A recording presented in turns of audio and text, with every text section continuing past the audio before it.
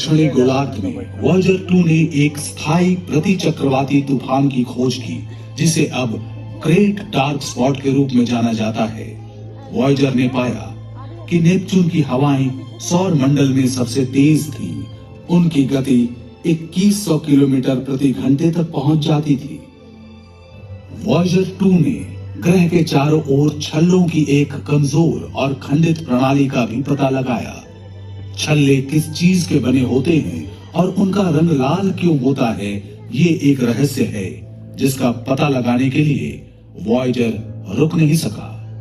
लेकिन जब वॉयेजर 2 ने ट्राइटन के पास से उड़ान भरी तो और भी जानकारियां प्राप्त हुई। ट्राइटन सौर मंडल का एकमात्र बड़ा उपग्रह है जो प्रतिगामी कक्षा वाला है। ये अपने ग्रह नेपच्यून के घूमने की विपरीत दिशा में परिक्रमा करता है। वैज्ञानिकों को लगता है कि ट्राइटन का असामान्य परिक्रमा पथ साबित करता है कि ये कभी अपने आप में एक बौना ग्रह था। वे मानते हैं कि लाखों साल पहले ये भटक कर नेपच्यून के पास आया और इसके विशाल गुरुत्वाकर्षण की चपेट में आ गया। उस प्रतिगामी कक्षा का अर्थ है कि ट्राइटन हर पल ऊर्जा खो रहा है। जल्दी हो या देर से ये नष्ट हो जाएगा। ट्राइटन के टुकड़े संभवतः नेपच्यून के चारों ओर छल्ले की एक प्रणाली बनाएंगे जो कि शनि की तुलना में अधिक और साफ दिखने वाले होंगे।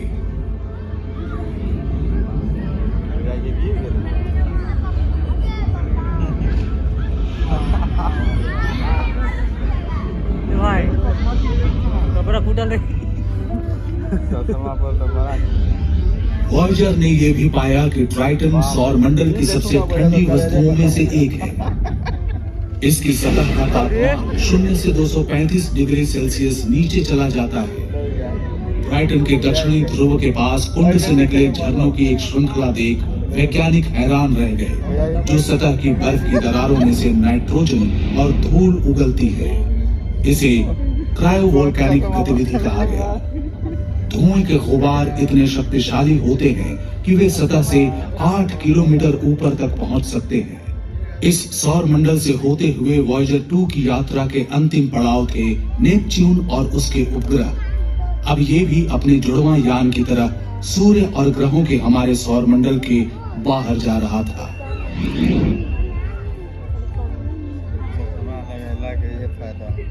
वॉयेजर 1 सौर मंडल की सीमा तक पहुंचने वाली और उससे आगे जाने वाली पहली मानव निर्मित वस्तु बन गई। अगस्त 2012 में घटी थी ये घटना। वॉयेजर 2 भी पीछे नहीं है। अब दोनों अंतरिक्ष यान हमारे सूर्य से दूर जा रहे हैं, अपनी अपनी दिशा में।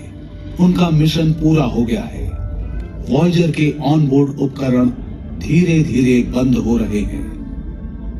बिल्कुल अंतिम समय में 2025 और 2030 के बीच उनकी यात्रा शुरू होने के आधी सदी के बाद नासा हमेशा के लिए वॉयेजर से संपर्क खो देगा।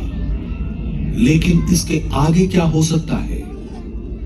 भले ही वॉयेजर डेटा को पृथ्वी पर वापस नहीं भेज सकते हैं, लेकिन 2 यात्री अपने सफर को जारी रखेंगे।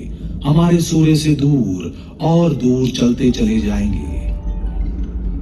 लाखों अरबों साल बीत जाएंगे। मानव जाति का सफर बहुत दूर जा पहुंचेगा, यहाँ तक कि हमारा अपना सूर्य भी अंततः एक विशाल लाल पिंड बन जाएगा। फिर भी कहीं दूर हमारे सौर मंडल की सबसे दूर की सीमाओं से परे 2 मानव निर्मित अंतरिक्ष यान अपने साथ एक छोटा सा संदेशा ले जा रहे होंगे कि हम कौन हैं और हम कौन थे। किसी दिन वॉयेजर एकमात्र सबूत हो सकते हैं हमारी मानव सभ्यता के अस्तित्व का। वॉयेजर 1 और वॉयेजर 2 दोनों में ही मौजूद है एक प्रकार का टाइम कैप्सूल, जिसमें एक सोने की परत वाली तांबे की डिस्क और स्टाइलस है, जिसकी मदद से डिस्क के खांचों में एनकोडेड ध्वनियों को सुना जा सकता है। कवर पर लिखे निर्देश बताते हैं कि रिकॉर्ड प्लेयर कैसे बनाया जाता है। जो ऐसा कर पाएगा वो 55 भाषाओं में हमारा अभिवादन सुनेगा और मोत्सार्ट, चक बेरी, बाख, लुई आर्मस्ट्रॉन्ग, एक जॉर्जियाई समूह गान, न्यू गिनी के अनुष्ठान गीत, प्रकृति की आवाज और पक्षियों का चहचहाना सुन पाएगा। डिस्क में अंतरिक्ष से ली गई पृथ्वी की तस्वीरें, संसार के परिदृश्य और उनमें रहने वाले लोगों की तस्वीरें भी मौजूद हैं। वैज्ञानिक गणना करते हैं कि वॉयेजर 2 को धरती से 1 प्रकाश वर्ष की दूरी तय करने में लगभग 18,000 वर्ष लगेंगे। फिर ये हमारे सबसे नजदीकी तारे प्रॉक्सिमा सेंटोरी के पास होगा। हाल ही में खोजे गए इस तारे का एक ऐसा ग्रह है जहां शायद जीवन की संभावना मौजूद है। हो सकता है उस समय तक मानव जाति को तारों तक जाने का एक तेज रास्ता मिल जाए, जिसके बारे में वॉयेजर्स के बनाने वालों को पता नहीं था। और संभवतः कभी न कभी वे वॉयेजर्स उन बुद्धिमान प्राणियों की खबर देकर अपनी यात्रा पूरी करेंगे, उन प्राणियों की खबर जो हमारी